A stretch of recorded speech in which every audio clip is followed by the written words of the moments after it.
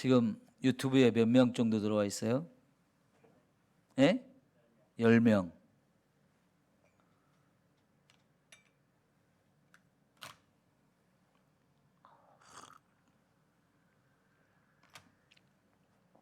주님이 오늘 저녁 재림하시면 우리 교회 가운데 몇 명이나 들림을 받을 수 있을까요? 여러분, 내일이 또 온다고 장담할 수 있나요?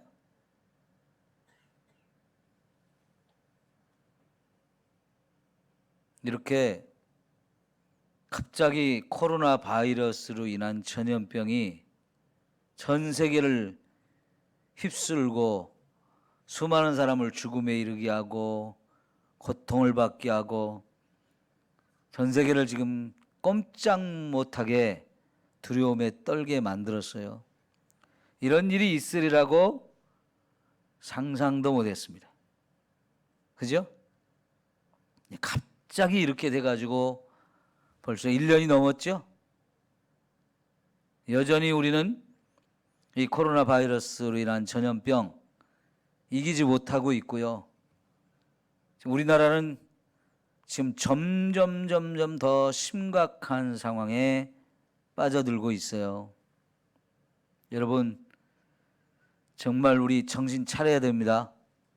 신앙생활 정신 바짝 차리고 해야 돼요.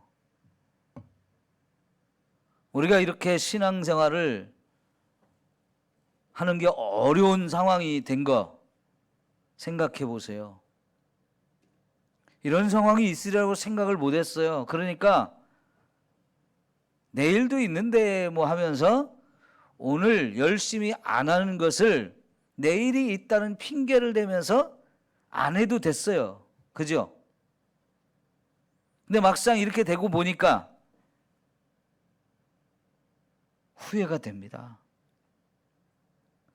시간이 주어졌을 때 자유롭게 모이고 자유롭게 예배하고 자유롭게 헌신하고 충성할 수 있을 때 더 열심히 할 걸. 근데 아직도 정신 못 차려가지고 이 예배 자리에 못 오는 거는 충분히 이해하지만 집에 있으면서도 유튜브에 들어오지 않고 다른 짓 하고 있는 사람들, 지금 10명밖에 안 들어오 있대잖아요. 사실은 확인해 보면 누군지 다 알거든요, 우리가. 근데 확인을 안 하고 있을 뿐이에요. 여러분, 정신 바짝 차려야 됩니다. 우리는 그동안요, 하나님이 주신 것들에 흠뻑 취해가지고 좋다만 했어요. 안전하다, 평안하다, 형통하다만 했어요. 근데 하나님이 딱 스톱시키니까 아무것도 할 수 없는 상황이 되잖아요. 그렇게 하나님이 마음껏 주시고 누리게 하시고 잘되게 하실 때 거기에 취하는 것이 아니라 이 좋은 걸 주신 하나님을 더 바라보고 그 하나님께 영광을 돌리며 살았으면 우리가 얼마나 좋을까요? 근데 우리가 그러지 못하는 짐승이에요. 그러니까 매일같이 나를 쳐서 복종시키지 않으면 한순간도 우리 자신을 믿을 만한 게 없어요. 나 잘하고 있다 안심할 게 하나도 없어요.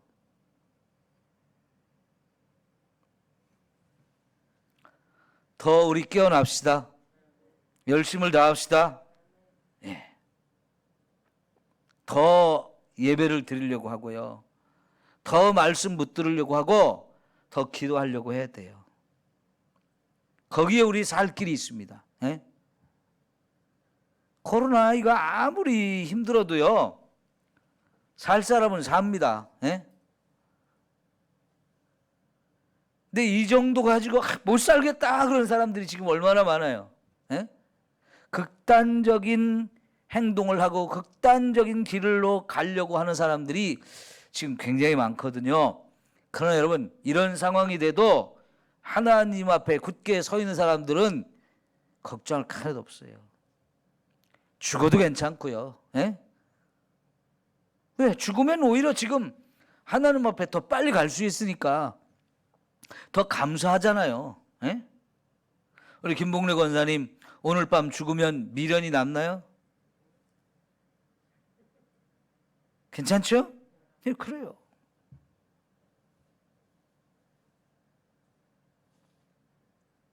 우리가 정말 오늘 밤 진짜 세상이 끝난다 해도 나 저거 못 해봤는데 괜찮아요. 천국 가면 그까짓 거 아무것도 아니야.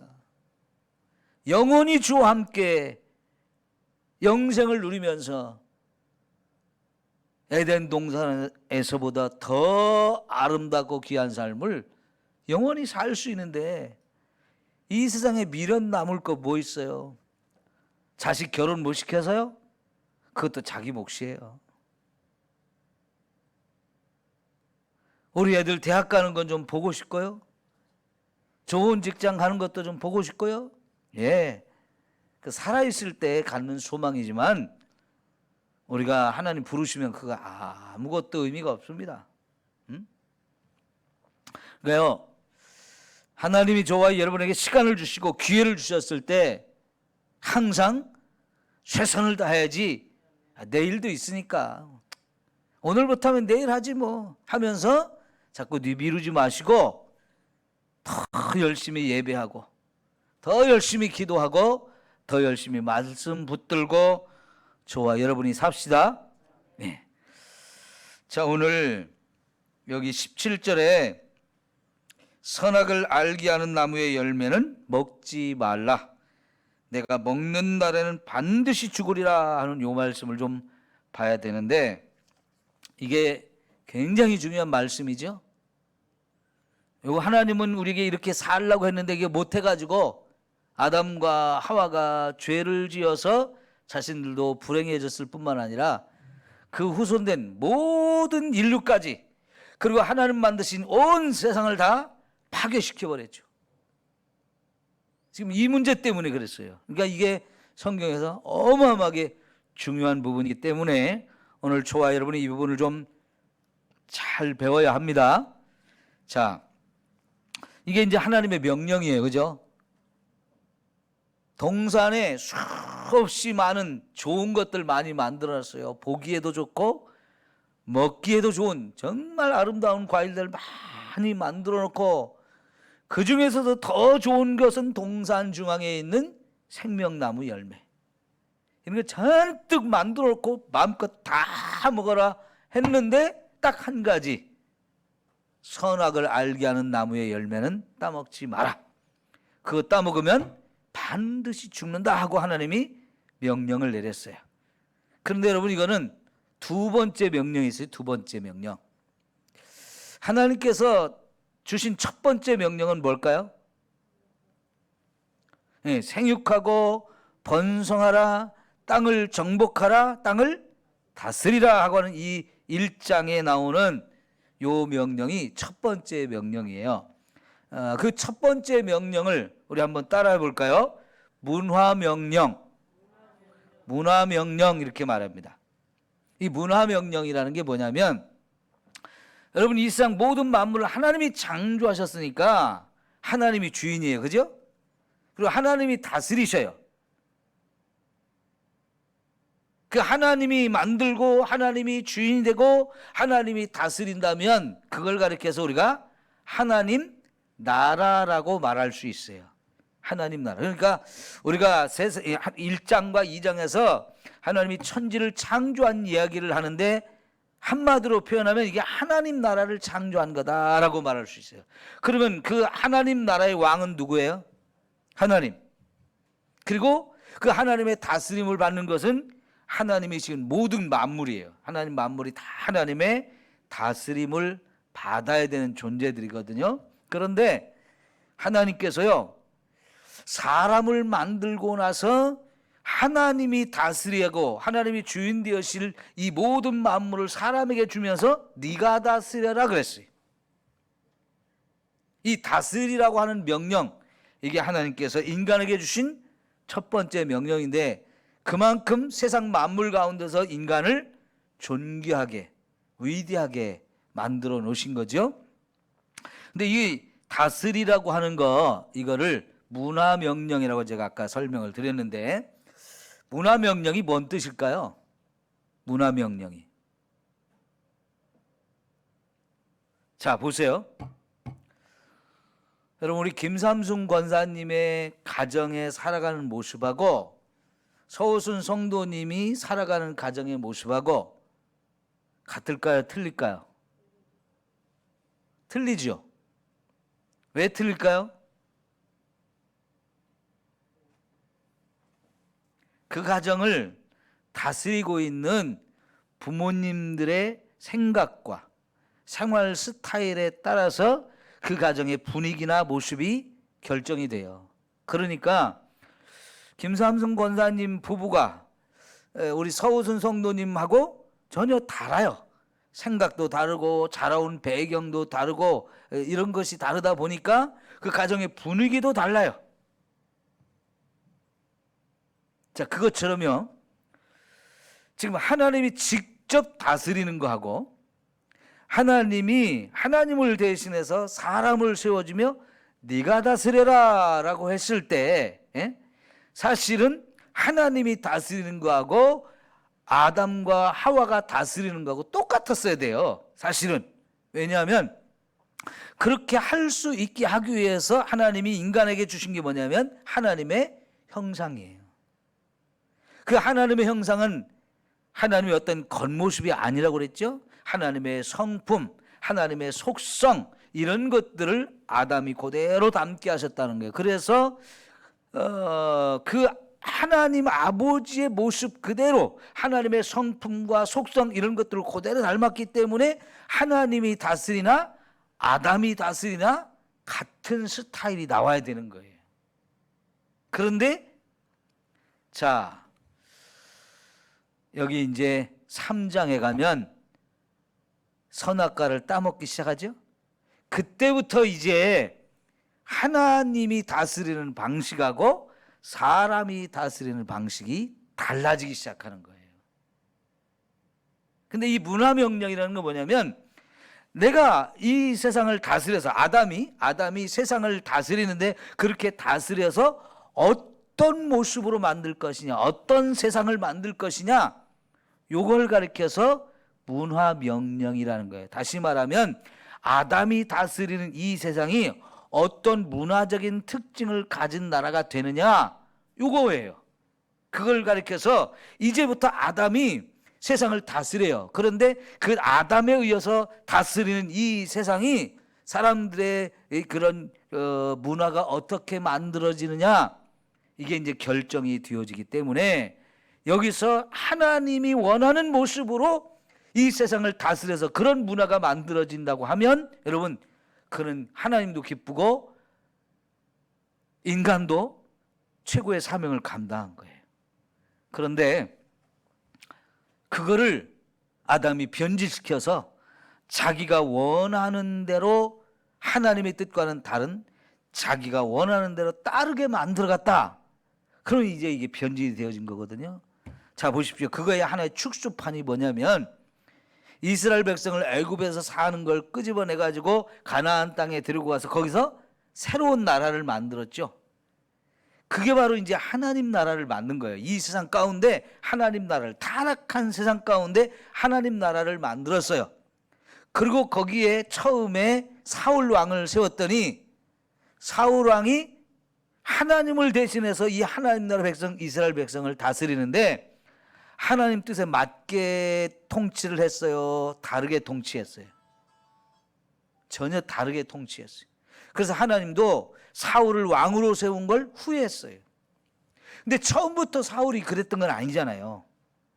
여러분, 사울이 처음 왕으로 선택될 때 얼마나 겸손한 사람이었습니까? 아버지 말도 잘 듣는 사람이었어요. 키도 막 커가지고 백성들이 봤을 때 이야, 정말 겉모습도 너무 훌륭하다. 그런 모습들이 하나님 보실 때 저 왕으로 세워도 괜찮겠다. 그래서 세워놨어요. 그런데 막상 왕이 된 다음에 변질이 돼가지고 지가 원하는 대로 하잖아요. 그래서 결국은 이걸 하나님이 패해버리고 다윗을 세우는데 다윗을 세울 때 이미 하나님은 다윗을 볼 때 어떤 사람이기 때문에 세운다고 그랬어요? 하나님 마음에 합한 사람이다. 그러니까 하나님 마음이 뭔지를 너무나 잘 알고 있고, 그래서 그 사람이 이제 사울을 대신해서 이 나라의 왕이 되면 하나님 마음에 합한 모습으로 나라를 다스릴 것이 믿어져요. 그래서 지금 다윗을 왕으로 세웠는데, 다윗이 정말 평생요 하나님 마음에 합한 왕으로서 이 나라를 잘 다스린 최고의 왕이 됐어요. 그러니까 사울이 다스리던 나라의 모습하고 다윗이 다스릴 때의 나라의 모습이 전혀 다르죠. 그러니까 그렇게 다윗이 왕이 되어서 그 나라를 어떤 문화를 만들어 가느냐, 이것이 이제 아담과 하와에게 하나님이 처음에 주셨던 명령이에요. 네가 다스려라. 그때 정말 이 아담과 하와가 하나님 뜻에 맞도록 이 나라를, 이 모든 걸 다스렸으면 그건 하나님의 기쁨이 되고 영광이 되는 거예요.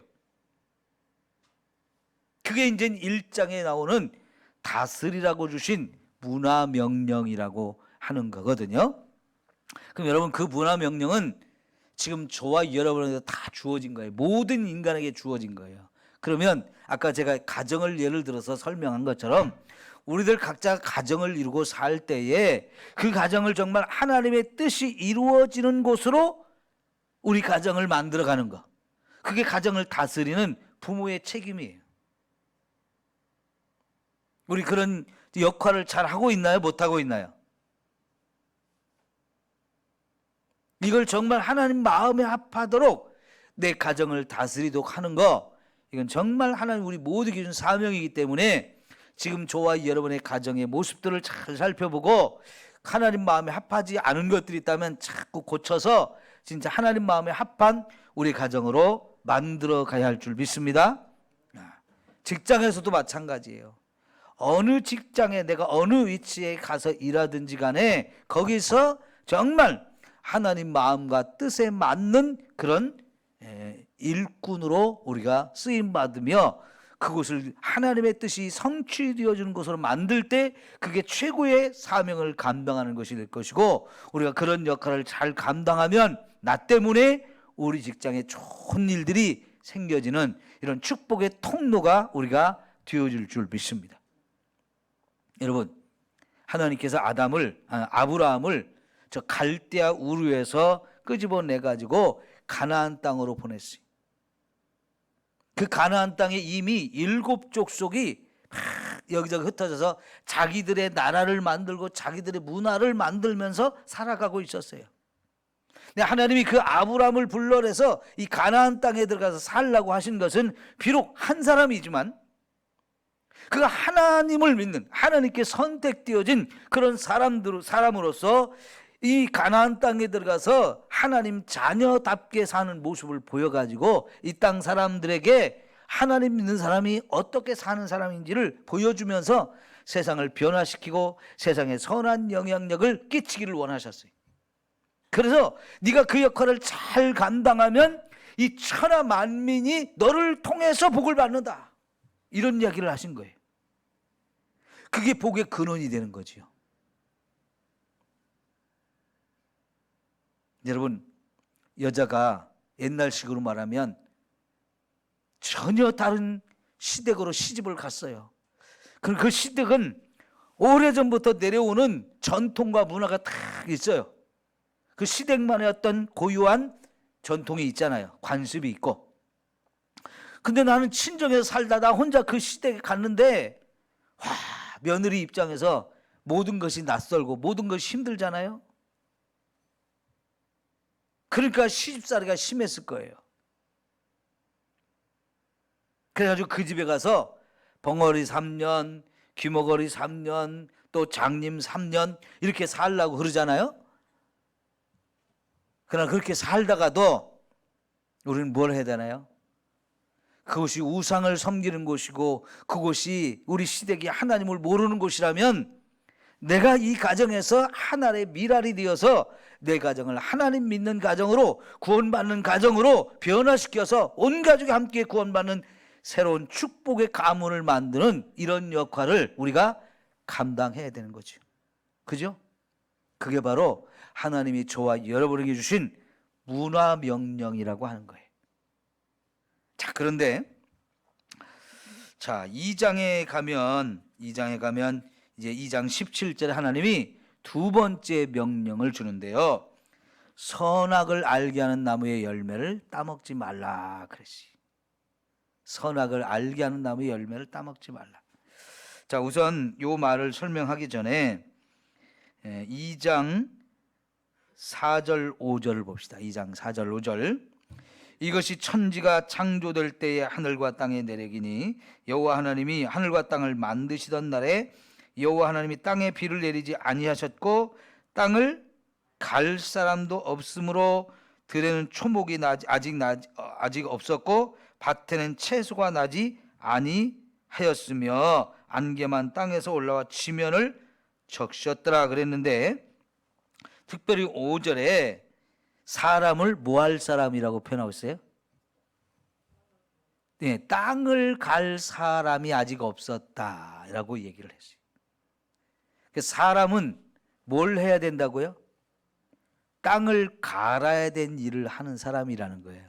이게 바로 1장에서 말했던 정복하고 다스려라 라고 하는 말을 지금 이렇게 설명하고 있는 거예요. 하나님께서 사람을 만들기 전부터 이 사람을 만들어서 내가 만든 이 모든 만물을 맡겨주고 그가 다스리도록 해야 되겠다 그러면서 만드시는데, 지금 여기 2장 4절에서 5절에서 그 사람이 있어야 뭘 한다고요? 땅을 갈아가지고 채소도 나게 하고 그리고 초목이 나게 해야 되는 거예요. 그러니까 경작을 하는 일이란 경작을 하는 일. 자, 그것을 다시 한번 16절에 15절 여호와 하나님이 그 사람을 이끌어 에덴 동산에 두어 그것을 뭐예요? 경작하며 지키게 하시고 그랬어요. 그러니까 여기 5절 말씀이 15절에 가면 더 구체적으로 나오는데, 땅을 갈 사람이 없어서 아직 밭에 채소가 없었다 이런 이야기를 더 구체적으로 표현하면 이제 에덴 동산으로 사람을 만들어서 거기 들어가 살라고 하시면서 아담에게 무슨 일을 하라고 한 거예요? 경작도 하고 그것을 잘 지켜라 라는 사명을 주셨어요. 이게 1장에서 말하는 생육하고 번성하고 정복하고 다스리라 했던 이 사명, 요 주신 명령을 여기서 다시 한번 더 확인해 주는 그런 이야기들이거든요. 그리고 나서 17절에 두 번째 명령을 주시는데, 선악과를 따먹지 말라. 그리고 그걸 따먹으면 죽는다 하는 말인데, 이제 한편으로는 명령인데 이거를 신학자들은 뭐라고 말하냐면 언약이라고 표현해요. 여러분 한번 따라합시다. 언약. 아담과 하와 사이에 언약을 체결한 것이다 라고 말씀해요. 하나님과 이 아담과 하와 사이, 하나님과 사람 사이에 언약을 체결한 것이다 라고 이제 우리가 표현을 하는데요. 실제로 언약이라는 단어는 여기에 안 나오고요. 6장에 가야 노아하고 하나님이 언약을 맺었다는 단어가 이제 처음 사용되어지는데, 여기서도 이 형태가 하나님과 노아가 언약을 맺듯이 하나님과 사람 사이에 언약을 처음으로 맺은 사건이다라고 이야기를 해요. 그럼 언약을 맺는다면 이건 뭔 얘기냐면요, 인간이 어떤 존재이고 하나님이 인간을 어떻게 대우하고 있는지를 보여주는 거예요. 다시 말하면 하나님께서 우리 인간을 창조하실 때 인격을 가진 존재로 우리를 창조하셨어요. 인격을 가진 존재.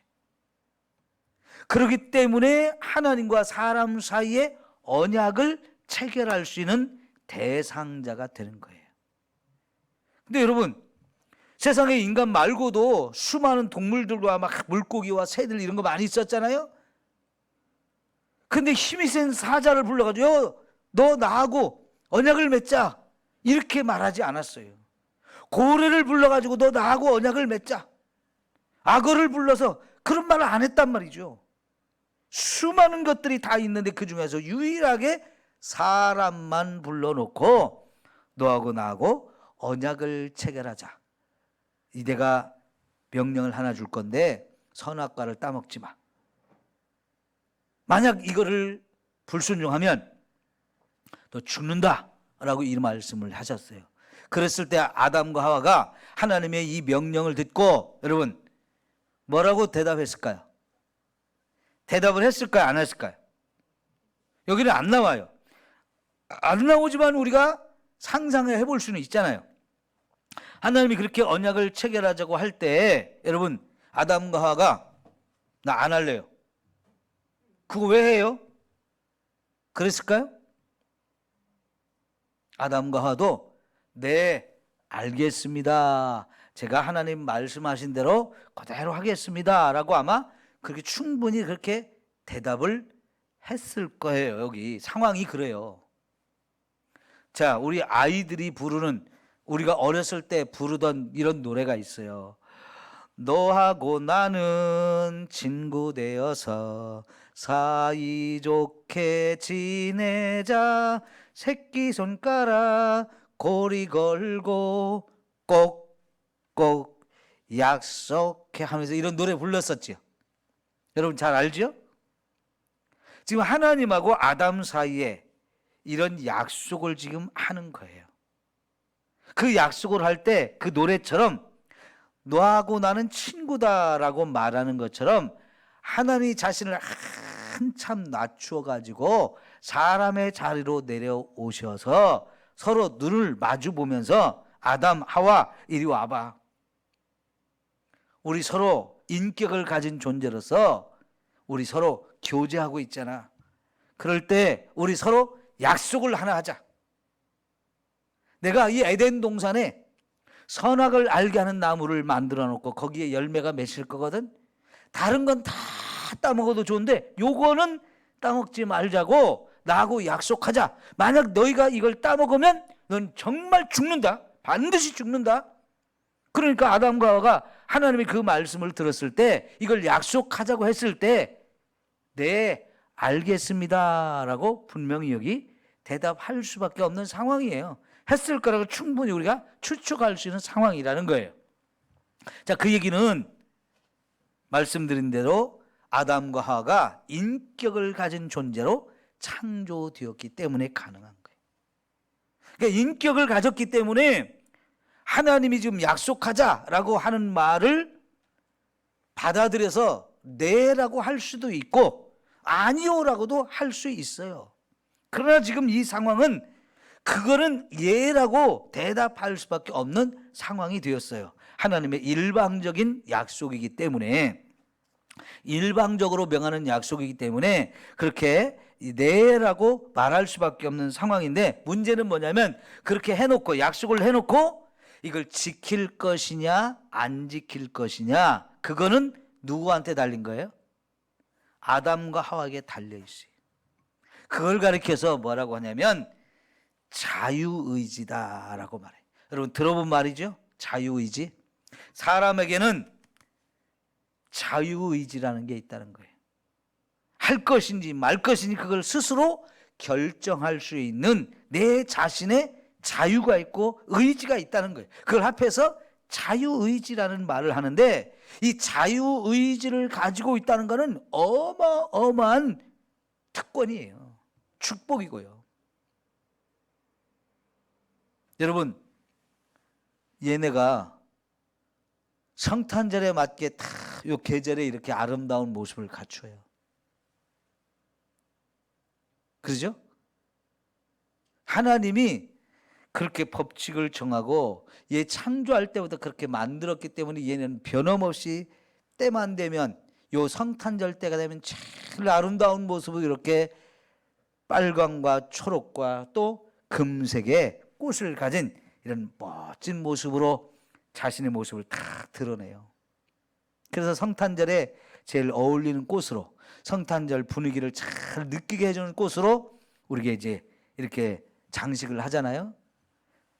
근데 얘네가 아유 작년에 그렇게 했는데, 한 5년 그렇게 했는데 나 좀 쉬어야 되겠다 그럴까요? 안 해요. 얘네는 그런 자유의지가 없어요. 근데 사람은요, 자유의지가 있어요. 그래가지고 시커먼 머리카락도 빨갛게 물을 들였다가 노랗게 물을 들였다가 초록으로 물을 들였다가 또 하얗게 물을 들였다가 별짓을 다 해. 그죠? 콧구멍에도 구멍을 뚫어가지고 뭐 보석을 박든지 고리를 걸든지, 입술에도 구멍을 뚫어가지고 막 그거 그냥 안 두고 거기다 보석을 박고 막 고리를 걸고, 그죠? 귀에도 그러고 자꾸 이상한 짓을 하고 싶어 해요. 그거 왜 그래요? 자유의지라는 게 있어서 그래요. 자유의지라는 게. 그 자유의지가 있다는 거는요, 정말 인간에게만 주신 하나님의 특별한 은혜이고 특별한 축복이에요. 그 지금 하나님이 나하고 약속하자. 이 선악과를 따먹지 마. 따먹으면 죽는다. 그러니까 따먹을 건지 안 따먹을 건지 네가 결정할 일이지만 어쨌든 약속을 하자 해가지고 아담하고 하나님하고 약속을 했잖아요. 이거는 아담과 하에게 하나님이 자유의지를 주셨기 때문에 그래요. 만약 하나님이 아담과 하에게 이런 자유의지를 주지 않고 너 따먹지 마라고 하나님 명령하셨으면 그걸로 그냥 딱 끝났고요. 아담과 하와는 절대로 선악과를 따먹으면 안 돼. 그건 로봇이지, 로봇. 로봇을 한번 그렇게 만들어 놓으면 변함이 없어요. 계속 그렇게 하는 거예요. 그러죠?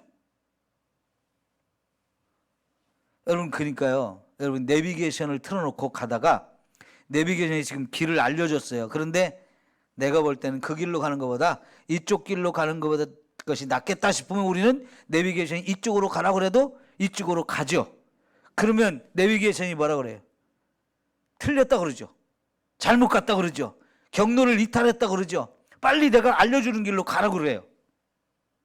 근데 로봇은요, 그 내비게이션은 내가 다른 생각이 있어서 이쪽 길로 가면 훨씬 좋다는 걸 내가 알기 때문에 지금 길을 모르는데도 이쪽으로 간 게 아니고 내가 더 잘 아는 길이 있기 때문에 그 내비게이션이 알려주는 길이 아닌 다른 길로 내가 선택을 해서 갈 수도 있는 거예요. 근데 이 내비게이션은 그런 기능이 없어요.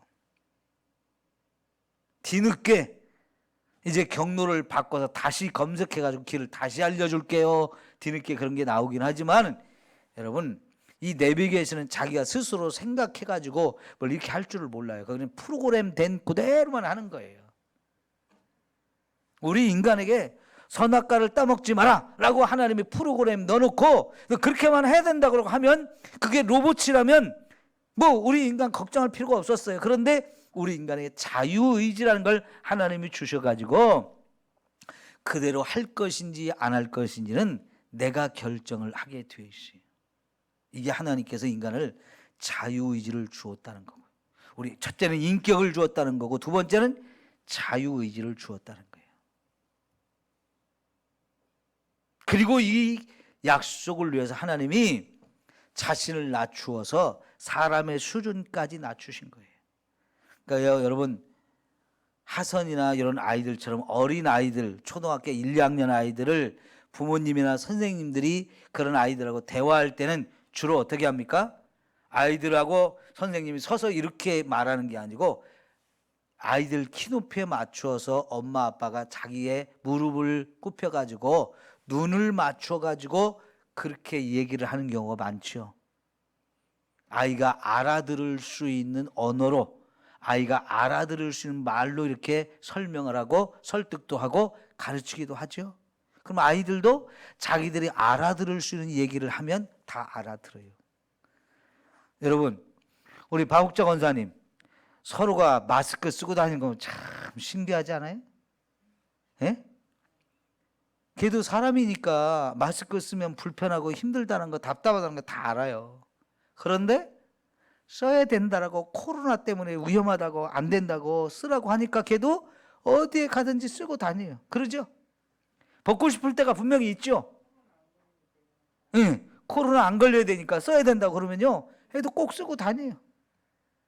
그러니까 아이들이 이해할 수 있도록 설명을 해주면 그 어린아이도 다 알아듣고 한단 말이에요.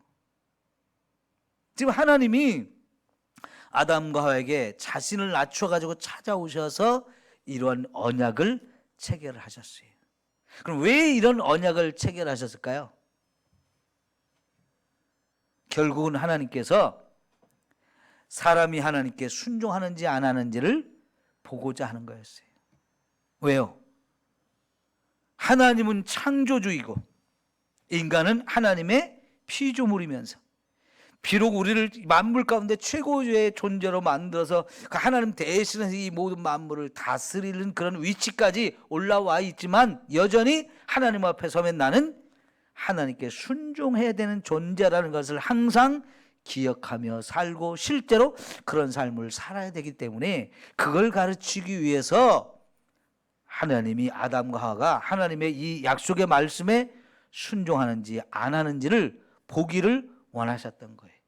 한편으로는 하나님의 일방적인 명령이지만 또 한편으로는 이것을 하나님과 인간 사이에 맺은 언약이라고 표현을 하는 것은 이제 그냥 명령만 하고 일방적으로 순종만 하는 게 아니라 그 순종이 인간의 자유의지를 가지고 자발적인 결정으로 하나님께 순종할 때 그게 최고의 영광이고 최고의 순종이기 때문에 하나님은 아담과 하와에게 이걸 가르치기, 순종을 가르치기 위해서 이 언약을 체결하자 하셨던 거예요. 그러니까 여러분, 사무엘상에 가면 사무엘이 사울에게 뭐라고 그랬어요? 순종이 제사보다 훨씬 낫다는 얘기를 하는 거예요. 이 원리는 창세기 여기 2장 17절에서 하나님이 아담과 하와에게 요구하신 원리이고 가르치기를 원하셨던 원리예요. 이 선악과를 따먹지 말라고 하는 이 명령이면서 약속이 에이 그거 왜 만들어가지고 아담과 하와가 따먹게 가지고 왜 다 불행하게 만들었냐고, 여러분 이런 얘기가 아니에요. 정말 인간이 자기 분수를 알고 자기 위치를 알고 하나님께 정말 순종하는 삶을 살는가 안 사는가, 하나님은 이것을 보기를 원하셨던 거예요. 자, 하나님과 이 인간 사이에 맺은 이 언약의 문제를 더 구체적으로 보여주는 것이 사실은 그 뒤에 나오는 아담을 잠들게 해가지고 하와를 만든 다음에 이 아담과 하와가 부부가 되게 하셨죠. 부부가 된다는 게 뭐예요? 사실은 사람과 사람 사이의 최고의 계약이 이 부부관계가 되는 거예요. 여러분, 전혀 남남이었던 두 남녀가 만나서 부부가 되어서 가정을 이루고 산다는 건 아마 일생일 때 최고의 모험이에요. 사람들 그러잖아요. 결혼해도 불행하고 안 해도 불행하다. 그죠? 근데 하고 불행한 게 더 낫다, 그런 말이 더 많잖아요. 그만큼 결혼은요 힘든 거예요. 아무리 사랑하는 사람이 정말 사랑하기 때문에 함께 살고 싶어서 결혼을 했어도 막상 살다 보면 안 맞는 것이 생겨 자꾸 싸우고 다투면서 그 사랑의 감정은 다 없어져 버리고 행복했던 건 순간적으로 다 없어지고 왼수가 되는 경우가 너무 많아. 그래서요 진짜 결혼 잘해야 돼요. 아무렇게나 함부로 해서는 안 되는 게 결혼이에요. 근데 막상 결혼한다면 그거는 사람과 사람 사이에 맺는 최고의 계약이에요. 왜요? 자신의 전부를 거는 거기 때문에. 그리고 그렇게 결혼하면 자신의 전부를 다 줘야 되기 때문에. 그리고 또 그렇게 저 사람이 자신의 전부를 나한테 다 줬으면 나도 그만큼 책임을 져야 되고 의무를 해야 되기 때문에. 이 결혼이라고 하는 것은 사람과 사람 사이에 어마어마한 계약이에요. 아담과 하와가 서로 처음 만나는 순간부터 내 살 중에 살이고 내 뼈 중에 뼈다 하면서 아담도 좋아하고 하와도 좋아했죠. 그러면서 정말 나하고 똑같은 사람, 그리고 나와 함께 교제 누릴 수 있고 서로 도와줄 수 있는 최고의 파트너 만났다면서 한눈에 같이 뿅 가가지고 하나님 좋아. 그럼 이제부터 너희들 부부가 된다. 한 몸이 된다 하고 만들어 주셨어요. 이게 사실은 최고의 계약 관계예요. 그 부부가 되어 함께 살면서 정말 하나님과 우리가 맺은 이 선악과를 놓고 만든 계약, 이거를 얼마나 우리가 성실하게 지켜야 되는지 이거를 느끼게 해준 게 바로 아담과 하와를 부부로 만들어준 사건이에요. 여러분, 오늘날도 결혼해가지고 서로 힘들게 사는 이유가 뭘까요? 남자가요, 자기가 결혼해서 아내가 생겼는데도 불구하고 집에서 나가면 여전히 결혼 안 한 사람 행세를 할 때 그 불행해져요. 자기 아내를 두고 다른 여자를 자꾸 힐끔거리면서 관심을 갖고 뭔가 또 다른 여자를 취하려고 하면 이게 심각한 결혼 위반이 되는 것이고 거기 불행이 와요. 근데 여자도 마찬가지예요. 결혼을 했으면 나는 한 남자의 아내가 된 거예요. 그런데 결혼을 안 한 것처럼 자꾸 위장하면서 또 다른 남자를 본다? 그럼 심각한 결혼 계약 위반이 되고 심각한 문제가 생기는 거잖아요. 결혼했으면 자신의 전부를 다 주는 거예요. 그러니까 월급 타면 다 주는 거예요. 그럼 그 월급을 다 받은 사람은 어떻게 해요? 이제부터 이 월급을 가지고 우리 집 살림을 다 책임져야 되는 책임이 있어요. 의무가 있는 거예요. 책임져야 될 의무가 있는 거예요. 서로 이런 관계를 잘 했을 때 계약이 성사되고 이루어지고 지켜지면서 서로가 행복할 수 있는 것처럼 하나님과 인간 사이에도 이제 하나님이 선악과 열매를 놓고 계약을 맺었기 때문에 서로가 이걸 잘 지켜야 돼. 만약 아담이 이 계약을 잘 지키면 하나님은 뭘 책임져야 될까요? 안 지키면 죽는다고 그랬으니까 결국 잘 지키면 뭐 한다는 얘기예요? 계속해서 생명의 축복을 준다는 얘기예요. 그게 하나님이 가진 책임이고 의무예요. 아담과 하와는 하나님 말씀 그 선악과를 따먹지 말라고 하는 그 말씀에 잘 순종할 책임이 있어요. 만약 이 책임을 어기면 결국은 어떻게 돼요? 심각한 죄가 되고 심각한 위반이 돼서 여기에 심판이 따라올 수밖에 없는 거죠. 그래서 죽음이 선포될 수밖에 없는 거예요.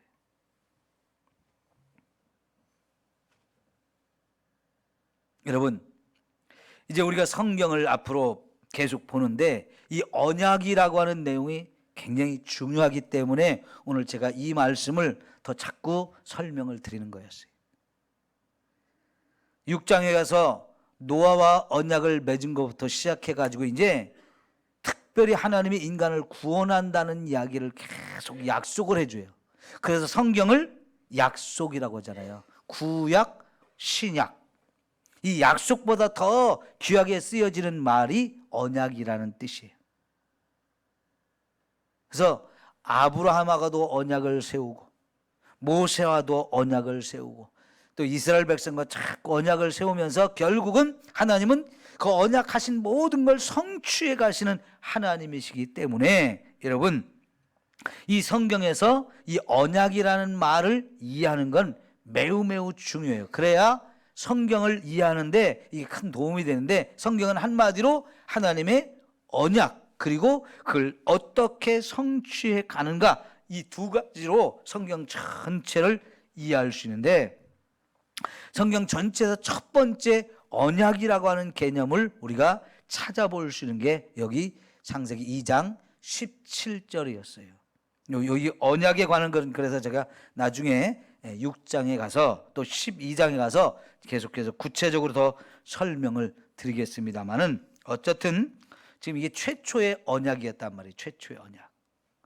선악과를 놓고 따먹지 말라고 하는 하나님의 언약이었는데, 안타깝게도 처음 얼마 동안은 이 언약을 지키다가 사탄이 와서 유혹할 때 거기에 꿰매 빠져가지고 결국은 이 언약을 깨트리고 말죠. 이 언약을 깨트리는 사건이 하나님 나라를, 하나님 그렇게 아름답게 만든 나라를 파괴해버렸어요. 무엇보다도 우리 인간이 불행해진 거예요. 죄인이 되고 사탄의 지배 아래 들어가고 하나님의 형상도 잃어버리고 하나님과의 관계가 깨지고 죽음이 오고 어마어마한 저주와 이 죄의 결과들이 우리 인간에게 오게 되는 거예요. 이 언약이라는 게 얼마나 중요하겠어요. 언약을 세우면 반드시 지켜야 하는 건데 참 안타깝게도 이 언약을 지키지 못한 이런 안타까움이 우리 인간에게 이제 왔는데요. 여러분, 사람과 사람 사이의 언약도 중요하단 말이에요. 그러니까 예를 들어서 여러분 우리가 집을 사고 팔 때도 계약서를 작성하잖아요. 그죠? 근데 그 계약서를 작성할 때 계약을 지키지 않으면 벌칙이 부과되죠. 그죠? 벌칙이. 중요한 언약일수록 그는 반드시 지켜야 되기 때문에 거기에 따르는 벌칙도 훨씬 세요. 보통 우리가 집을 사고 팔면서 계약을 체결하면 계약금을 미리 걸잖아요. 그죠? 계약금을 미리 걸어가지고 나중에 한쪽이 계약을 지키지 않으면 그 계약금을 떼게 만든단 말이죠. 그죠? 보통 계약금을 몇 퍼센트 걸어요? 10% 정도 걸잖아요. 그죠? 근데 1억짜리라면 계약금의 10%면 1,000만 원을 걸어야 돼요. 10억짜리라면 1억을 걸어야 돼요. 그런데 내가 그 계약을 지키지 못해가지고 1억을 뗐다. 할 말이 없어요. 왜 10억이라고는 아주 큰 가치가 나가는 이것을 서로 사고 팔기로 하고 계약서를 쓰고 그걸 지키겠다고 계약금을 걸었는데 이걸 어겼단 말이에요. 그러면 이게 불순종한 계약을 어긴 거에 대한 벌칙으로 아무리 1억이라는 게 큰 돈이라도 그걸 받을 수가 없어요. 그죠? 그런데 여러분 이 선악과를 따먹으면 죽는다라고 이렇게 하나님이 벌칙을 부과하셨을 때 그 얘기는 이 선악과를 따먹지 말라는 언약이 정말 중요하다는 얘기죠. 우리의 생명이 걸려있는, 살고 죽는 것이 걸려있는 계약이라는 얘기죠. 그죠? 그러니까 이거 지켜야 돼요? 안 지켜야 돼요? 그러니까 죽는 한이 있어도 지켜야 되는 거예요. 죽는 한이 있어도 지켜야 되는 거예요. 그만큼 중요한 언약이었단 말이에요. 그까짓 거 열매 하나 따먹는 거 그렇게 생각하면 안 되는 거라는 거죠. 예, 말 그대로요. 아무리 그 선악을 알게 하는 나무의 열매가 비싼 거라고 해도 내 목숨만큼 비싸겠어요? 그건 아니잖아요. 세상에 그런 건 없잖아요. 사람의 목숨보다 더 귀한 열매가 어디 있어요? 하나님은 우리 목숨이 얼마만큼 귀하다고 그랬어요? 천하보다도 귀하다고 그랬잖아요. 천하보다도. 천하를 주고도 우리의 목숨과 바꿀 수 없다고 그랬는데 그 선악과를 따먹느냐 안 따먹느냐, 만일 그걸 따먹으면, 따먹지 말라고 했는데 따먹으면 우리 목숨을 내놔야 된다는 거예요.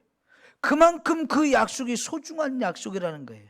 근데 그 약속이 아까 한마디로 말하면 순종하느냐 순종하지 않느냐의 문제라고 그랬죠. 하나님께 우리가 순종한다는 것은 우리 사느냐 죽느냐가 결정되어있는 문제만큼 그만큼 중요하다는 것. 우리 목숨을 걸고 우리는 하나님 말씀에 순종하는 삶을 살아야 된다는 거예요. 그러니까 사무엘이 순종이 제사보다도 중요하다고 그러잖아요. 여러분 우리가 하나님 믿으면서 예배가 얼마나 중요합니까? 목숨만큼 중요하다고 그러잖아요. 예? 근데 그 목숨만큼 중요한 이 제사, 예배, 그보다 더 중요한 것이 하나님 말씀에 순종하는 거라는 거예요. 어때요? 여러분 우리가 하나님 말씀에 순종하는 문제 그만큼 중요한 거죠. 말씀을 순종해도 좋고 안 해도 좋고 이런 문제가 아니고 그거는 하나님 말씀은 철저하게 우리가 목숨을 걸고 순종해야 될 그만큼 중요한 문제라는 거지. 이게 단순히 육신의 죽음만 걸려있는 게 아니고 영적인 죽음도 걸려있는, 영원한 죽음까지도 걸려있는, 천국에 가느냐 못 가느냐 이 문제가 걸려있는 게 바로 하나님 말씀에 순종하느냐 순종하지 않으냐 하는 거예요. 그러므로 여러분, 저와 여러분 하나님 말씀을 순종하는 삶을 삽시다. 물론요, 지금 이 언약을 체결할 때 아담하고 오늘 우리는 달라요. 뭐가 다르냐? 지금 우리는요, 순종하고 싶어도 순종하지 못할 때가 더 많은 인생이에요. 왜요? 이미 죄로 오염된 사람들이기 때문에.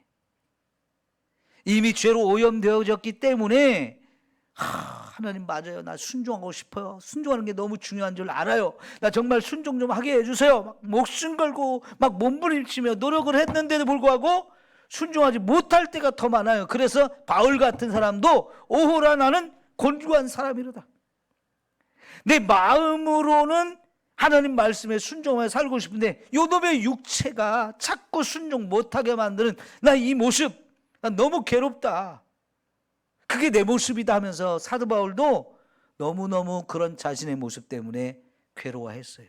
그게 사도 바울만의 문제가 아니고 오늘 우리들의 문제예요. 예, 하나님 이런 말씀 배웠으니까 순종해야 되는 거 알아요. 순종하고 싶어요. 그 막 순종하려고 노력도 해요. 그런데 살아보니까 이게 안 되는 거야. 왜 안 돼요? 우린 죄로 오염된 사람이기 때문에 못하는 거예요. 근데 여기 지금 아담이 처음 하나님과 이런 계약을 체결할 때는 아직 죄가 없었던 상태예요. 죄가라는 것을 모르는 상태이고 죄에 전혀 오염이 안 돼 있는 상태였기 때문에 아담은요, 훨씬 우리보다 순종할 수 있는 가능성이 어마어마하게 많았던 사람이에요. 아담과 하와가. 그러니까 하나님이 그런 언약을 같이 체결할 수 있었는데요, 큰 소리도 칠 수 있었죠. 보십시오, 나 얼마나 잘 지키는지 큰 소리도 쳤을 거예요. 그런데 안타깝게도 사탄이 유혹하니까 결국은 거기 넘어진 거지요. 여러분, 그래서 예수님이 뭐라고 그랬냐면 너희가 마음은 원이지만 육신이 약하도다. 이 얘기 뭐예요?